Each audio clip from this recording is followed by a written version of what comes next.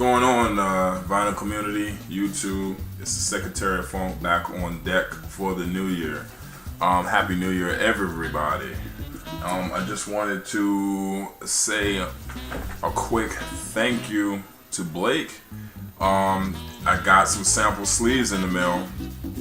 Let me be honest. When I was seeing everybody with, getting their Blake sleeves, I definitely saw the difference online. I was like, wow, those do look clear. But now that I have the Blake sleeves, it is amazing. Like, they're like HD sleeves for your albums.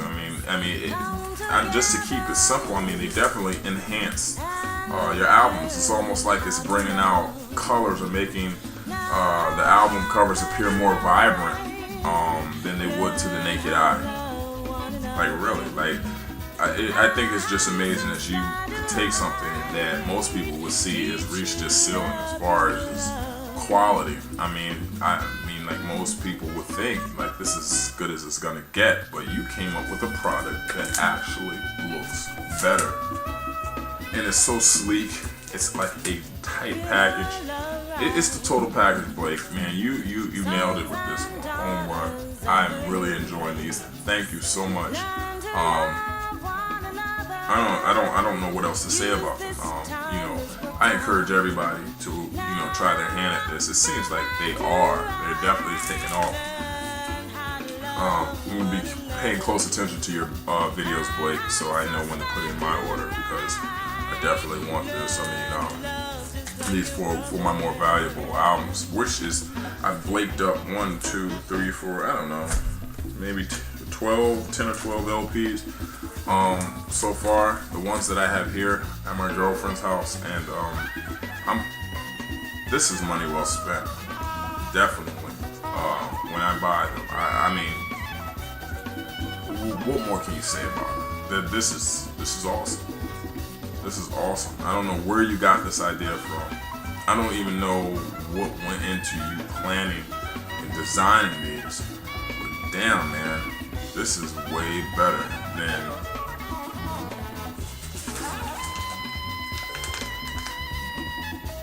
this. It's like I'm gonna have a hard time even putting one of those on my albums now. But anyway. So let me show you guys what I Blaked up. I don't have a lot. Like I said, this is going to be a fast video. I guess I'm going to try to make it fast. I might start rambling. This album I had at my girlfriend's house because I actually had it delivered here. This is Mos Def's Universal B-Boy Part 3. This is a 3-part series of Mos Def's unreleased remixes, collaborations, and just solo songs that came out. When did these come out? 2006. These only came out in Europe. Or was it the UK?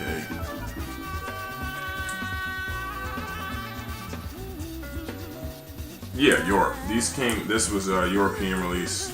There's 3 parts, kind of bootleggish, but definitely heavy press. Not 180 gram, but they're thick. Done nice. Generic label, but they have songs that Mos Def has not officially released.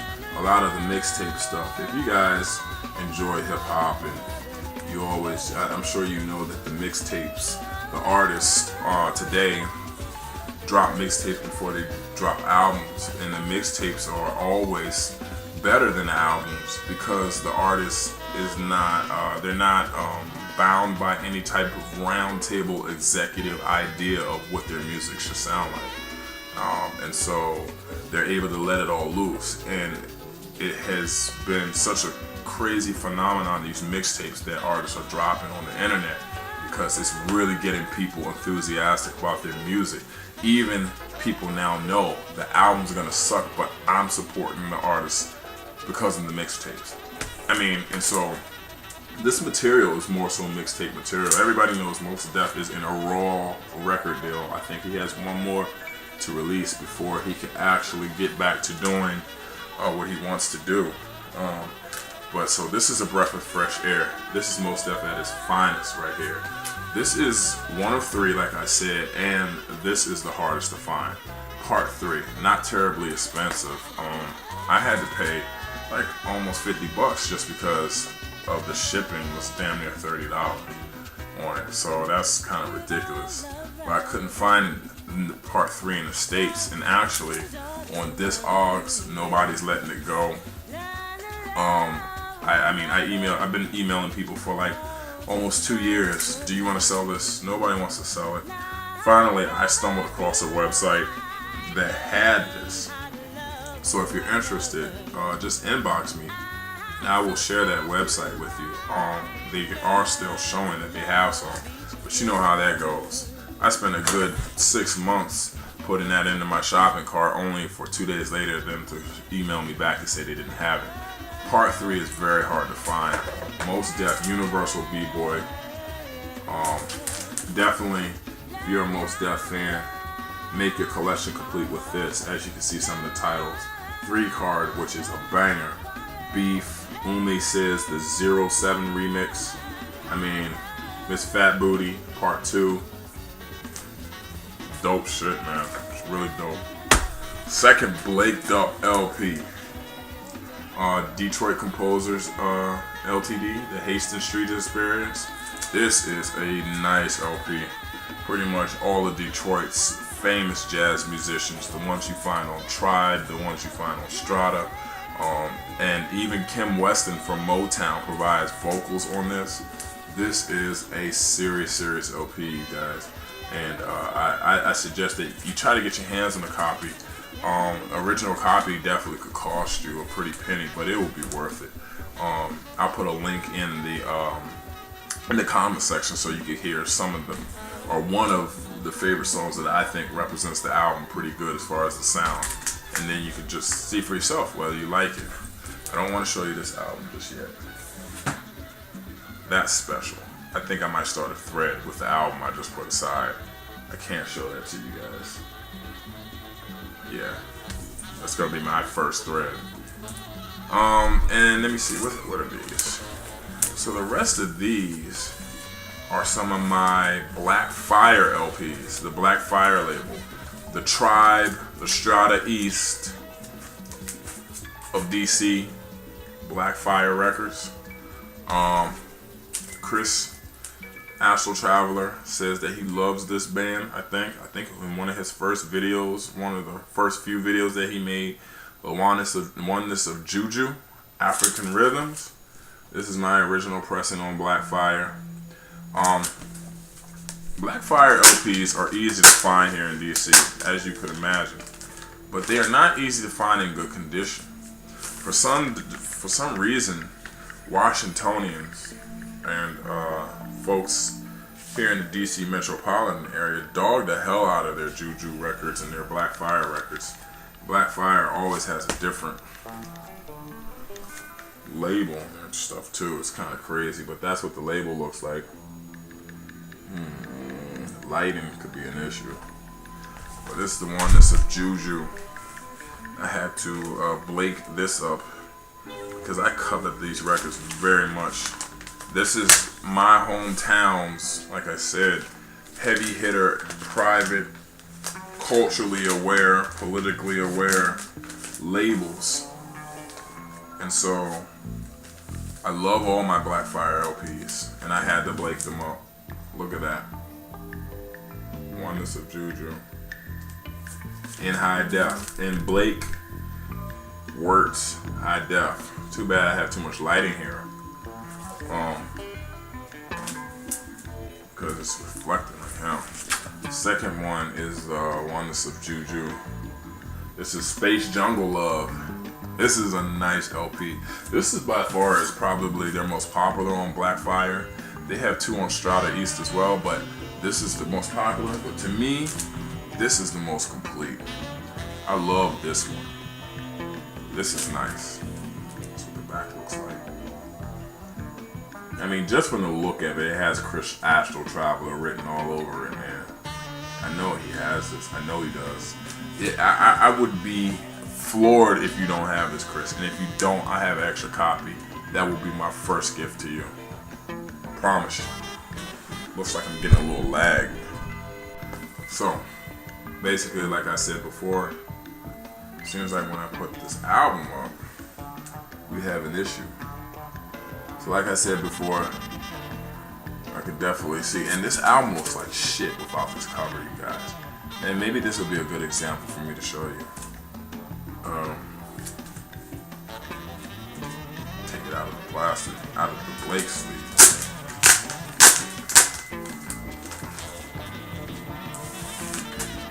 So you know what it looked like beforehand. Now, this is what it looks like out of the Blake sleeve.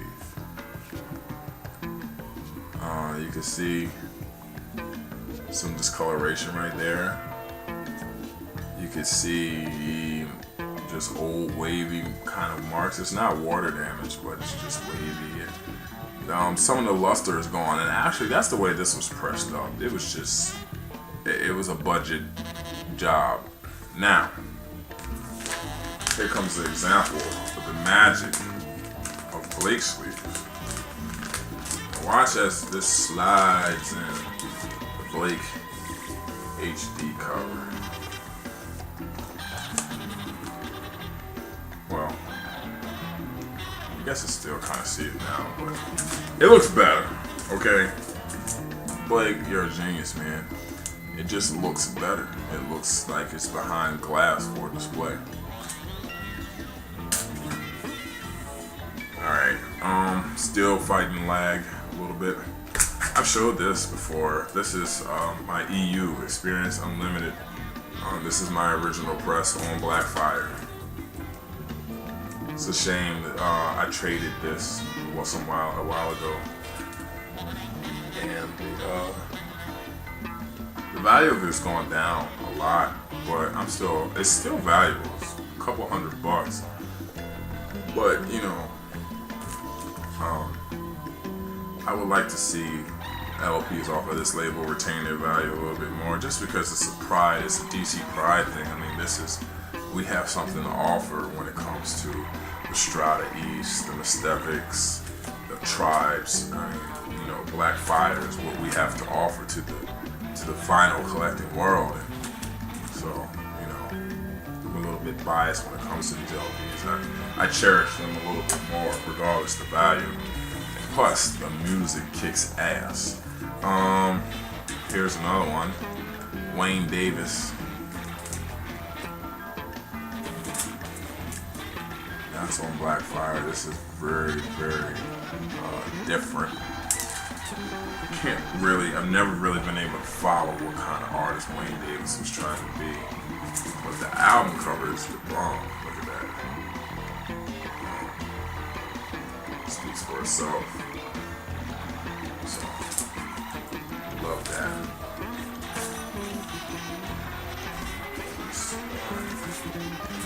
And I got 3 more to show you guys. Yeah, this one right here I picked up this weekend. I went into my vinyl shop, and one of my favorite record stores in this area, they have so many records to choose from, man. I mean, like, you just go in there, you can find all of that stuff that fills the void, that, you know, things that you want to have in your collection. The name of that record store is Memory Lane Records. It's in Capitol Heights, Maryland. So if you guys are ever in this area, check that place out. Cool Cat, Marshall, I can't remember the other guy's name. There's 2 cats that run it. Awesome shop, Memory Lane Records. And I got this out of there, went in there. This is the Vortex, Sonny Chirac, and Black Woman. I picked up this, and it is so clean.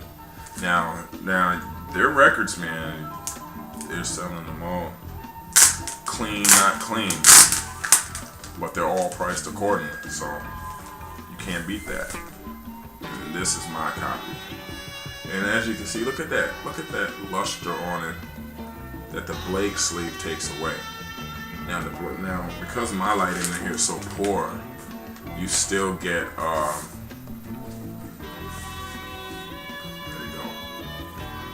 you still get the glare. But can you see that? Like, I can't even really show that to you guys. Now, let's drop it in the Blake sleeve. And I did this. I'm so pissed about that. Look at that. Fuck. See that?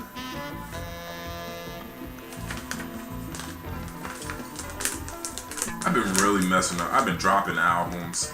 I've cracked a 45 in my hand the other day. I've been losing my keys, losing my debit card. I've been misplacing my glasses. I don't know what's going on, man. It's like I'm not balanced all of a sudden. I need to figure out how to get balanced again because something's off with me as of late. And I bought this album, man, for a good price, and then I just destroyed it on the top right there. You can see that. Look. But anyway, so even though there's still a glare, if I didn't have such bad lighting, you would be able to see this in HD. There we go. Look at that. Blake is a genius, y'all. I showed this album a while ago, but I have it here because I've been listening to it. I hope you guys had a chance to sample this. This is one of my favorite modern day jazz quartets or bands, if you want. Sleepwalker, The Voyage. This is kind of inexpensive but hard to find LP as well. But man, this is really dope shit. Japanese band. Look at that guy. Look at the drummer. Dreads. This one I got because it has the song Afloat with Yukimi Nagano, one of the founding members of Little Dragon. I think they're from Sweden. Oh my gosh, she has a voice that's to die for, you guys, man. I mean, and the jazz, these dudes are so intense. The original Sleepwalker CD features the song Voyage with Pharoah Sanders. And this was recorded in 2006. And that is a must listen. If you like Pharoah Sanders taking his, opening up his horn on like the Creator and His Master Plan, you will love that song. You will love Voyage by Sleepwalker with Pharoah Sanders. These guys are serious, you guys. One of my favorite LPs that I picked up last year, not this year, last year.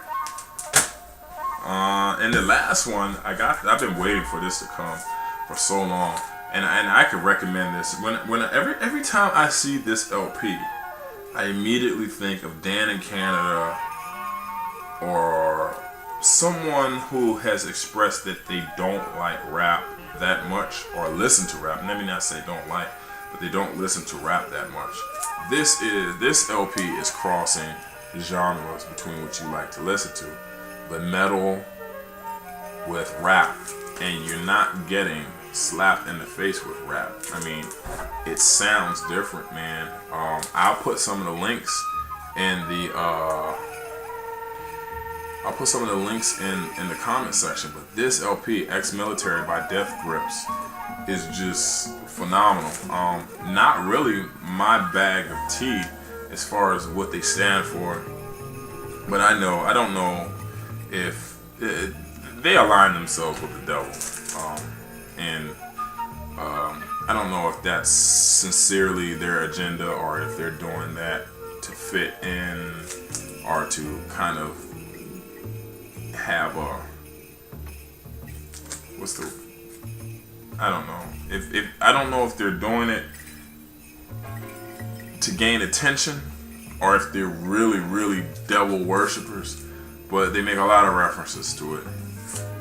And this is why music is so powerful. And I actually got 2 copies. I left one sealed, and I'll tell you why in a minute.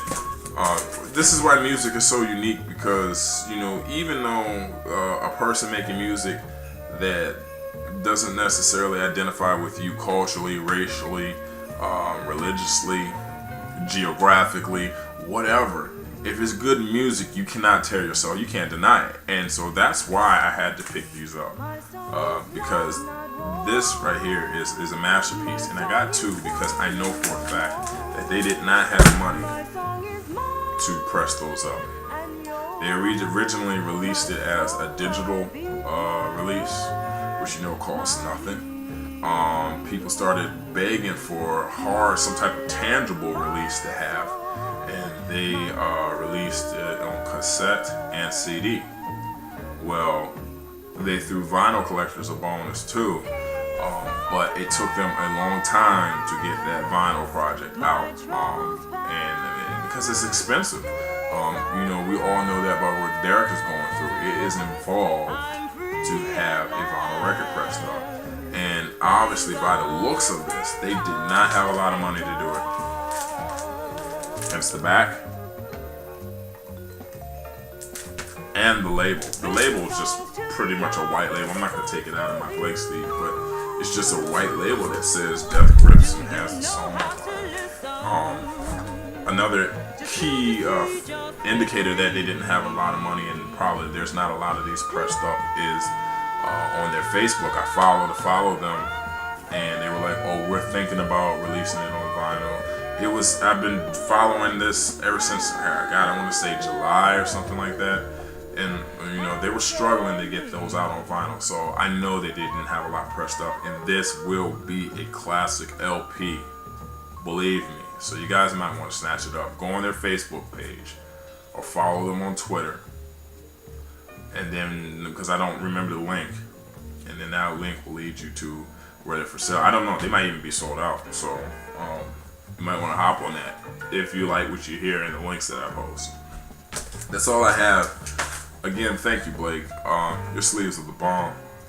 I mean, they're the shit for real.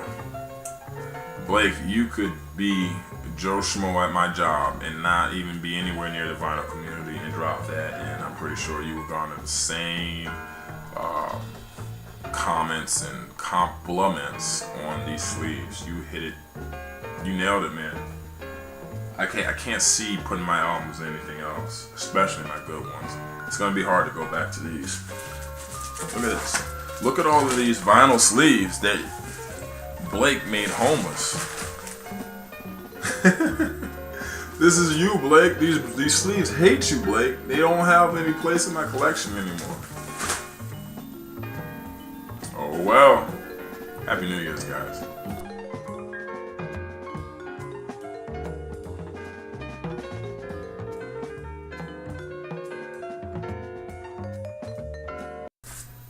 There's one Blake okay, stop, gather yourself. There was one more album that I wanted to show you guys that I put in my Blake sleeve, and it looks good. Man, look at that. Super Funk Inc. I picked this up first LP of 2012, y'all. Was Funk Inc. This was the last one that I needed to complete my Funk Inc. collection, Super Funk, and I have it.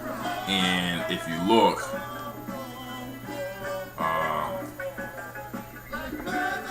right here, I might make it right here. I might put it right there. I might put it right there or there. This is what I do, or that is what I do when I put on Funk Inc. Man, this is